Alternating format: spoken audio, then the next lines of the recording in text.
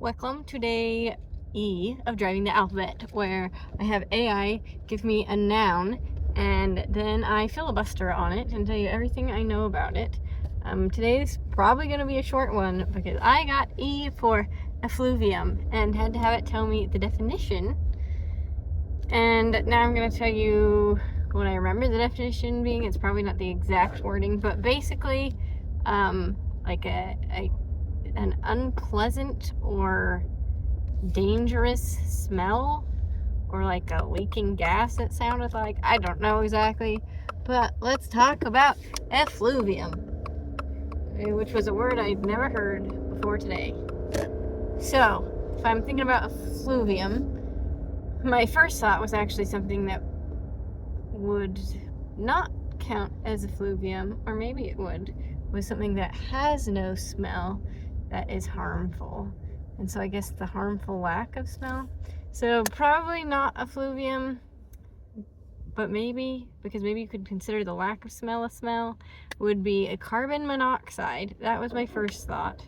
But as far as unpleasant smells go, well, and actually, I guess something that probably would count as effluvium is gas, like natural gas.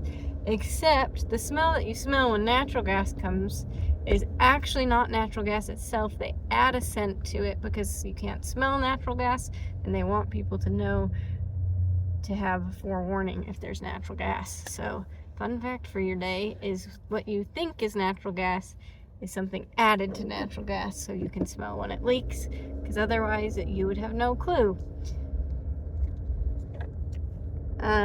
The next thing I can think of for effluvium, because it can be unpleasant, it doesn't have to be harmful, is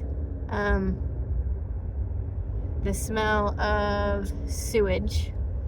There's actually a town in Utah that when you drive past it, it smells like sewage, because they keep this, they take care of the sewage for them and several other cities, and the other cities really don't pay them enough for it.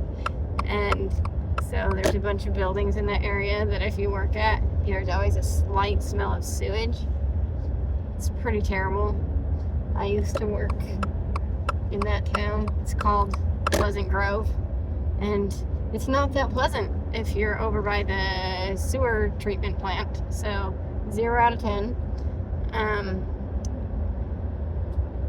Then let's see, effluvium. I don't remember even how to say the word anymore. I don't like where I am on this freeway. So give me a minute, as I'm paying really close attention to where I'm driving, and so I'm not even kind of thinking about effluvium. Let's see. I would say unpleasant smells.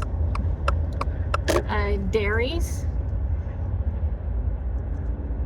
The smell from there I would consider an effluvium. But worse than dairies was, I was a missionary for the Church of Jesus Christ of Latter-day Saints several years ago, and we would go do service projects for people just because it's something that we did. And there was a goat farm in the area that I was serving my mission on, and one of our service projects one time was when they were mucking out the barn. We went to help, and that is probably the most nasty smell I have ever smelt in my life, is mucking out a goat barn. Who knows the last time it was cleaned. And at the same time, there were mating goats all over the place, so there was the smell of several-month-old feces, and there was the smell of goat semen, and it was nauseating. So I would not recommend at all. It was awful. So that's probably the worst effluvium, is the effluvium of a goat farm during cleaning season. What is the worst smell you guys have had? that you've ever smelled in your life? Because that's high up there for me. That's probably the worst. One of the second worst. So, I used to have a really big gap between my two front teeth, and it was because the little piece of flesh that's right there was too long and went down between my teeth.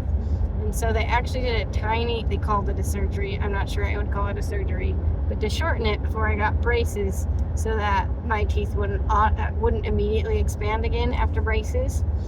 And in order to do that, what they did is they just put a little bit of local anesthesia to numb the little area, and then they took a laser and burnt it off. So it didn't hurt because I was numb, but I could smell burning flesh right next to my nose, and that was nasty. There's no blood, it wasn't painful, it was like the teeniest little thing ever. It healed in a couple days, but it smelled bad. So I think that counts. Effluvium as well. I think that's about all I got for today. Occasionally in Utah, the inversion, which is basically all the air pollution, because Utah Valley and Salt Lake Valley are surrounded by mountains, the pollution in the winter when it's cold can get trapped on the valley floor, and sometimes you can smell that because it's bad enough, or if there's bad enough forest fires, sometimes you can smell that, and that's bad, but that doesn't even put a light to a goat farm. So that would be my top worst effluvium. But if I'm now even saying that correctly anymore, I want to know what your worst smells are and what you would rank as top worst smell in your life. Hopefully it's not all that much worse than a goat farm. Anyways, enjoy life, my friends.